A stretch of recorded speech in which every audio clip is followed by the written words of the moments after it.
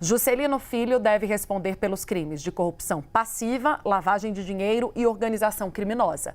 O governo até agora tem acompanhado em atenção, como eu disse, esse inquérito da Polícia Federal contra o ministro e está pedindo cautela, né? Pelo menos é o que tem demonstrado para fora.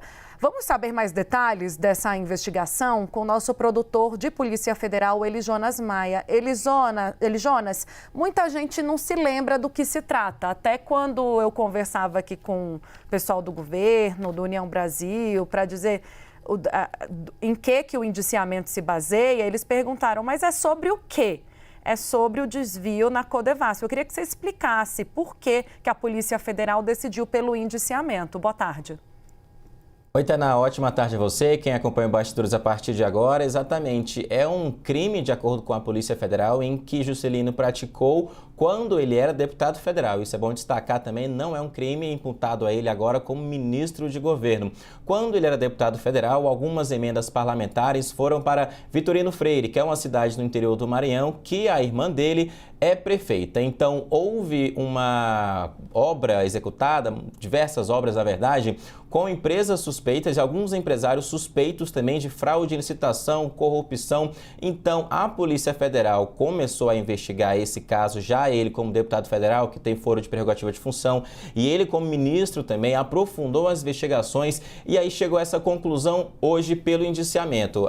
Inclusive, a conclusão é da Diretoria de Combate ao Crime Organizado e Combate à Corrupção. E os indiciamentos, os crimes imputados a ele pela Polícia Federal, Tainá, são fraude em licitação, falsidade ideológica, violação do sigilo em licitação, corrupção passiva, lavagem de dinheiro e integrar organização criminosa. Esses três últimos com penas maiores, mas na verdade são 6 crimes imputados ao ministro Juscelino Filho pela Polícia Federal. E aí eu fui atrás para saber alguns detalhes da investigação que ainda estão sob sigilo, já foram enviadas ao Supremo Tribunal Federal e ainda estão em sigilo. É que a PF analisou nessa investigação que começou no ano passado algumas mensagens do ministro com os empresários responsáveis pelas obras em Vitorino Freire e apontou ali um indício de corrupção passiva que está sendo imputada a ele nesse momento. E a gente tem que lembrar também que no mês passado ele foi chamado para prestar um depoimento na sede da Polícia Federal pessoalmente, foi até lá, durou 15 minutos mais ou menos, ele saiu e disse que foi interrompido, criticou a Polícia Federal, comparou com a Lava Jato e aí não deu esse andamento nesse depoimento que foi em 17 de maio passado. E agora então a PF, que já tem todos esses elementos, concluiu essa investigação. Para a PF é um caso encerrado, como Juscelino fazendo parte, integrando essa organização criminosa, de acordo com a Polícia Federal, e o caso foi para o ministro Flávio Dino. Estava até conversando com o Lucas Mendes, nosso setorista de judiciário, por que Flávio Dino, se antes o caso estava com o ministro Luiz Roberto Barroso, que em uma operação anterior desse caso já tinha até bloqueado mais de R$800 mil das contas do ministro Juscelino Filho. Ele me disse que como o ministro Luiz Roberto Barroso foi para a presidência, o ministro Flávio Dino, que é conterrâneo de Juscelino Filho, herdou esse caso para ele. Então agora o ministro Flávio Dino vai ouvir a PGR para saber se o caso volta para a PF com mais investigações, mais diligências, além das que já foram feitas, se a PGR denuncia o ministro ou se pede o arquivamento do caso. Então, para a PF, o caso está encerrado. Agora o ministro Flávio Dino do Supremo Tribunal Federal conversa com a PGR para saber a manifestação do Procurador-Geral da República, Paulo Gonet, nessa investigação, que para a PF houve corrupção, lavagem de dinheiro e organização criminosa. Crimes muito altos imputados pela Diretoria de Combate ao Crime Organizado, Diretoria de Combate à Corrupção, ao ministro Juscelino Filho. Mas, importante sempre destacar que são crimes, de acordo com a PF, cometidos quando ele era deputado federal, que enviou verbas parlamentares para a cidade no interior do Maranhão, onde a irmã dele é prefeita atualmente. Tainá.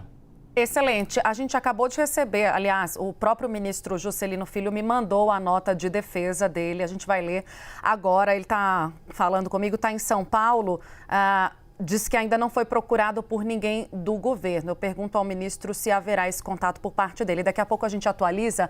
A nota do ministro à imprensa diz o seguinte, que a investigação, que deveria ser um instrumento para descobrir a verdade, parece ter se desviado do seu propósito original. Em vez disso, concentrou-se em criar uma narrativa de culpabilidade perante a opinião pública, com vazamentos seletivos, sem considerar os fatos objetivos.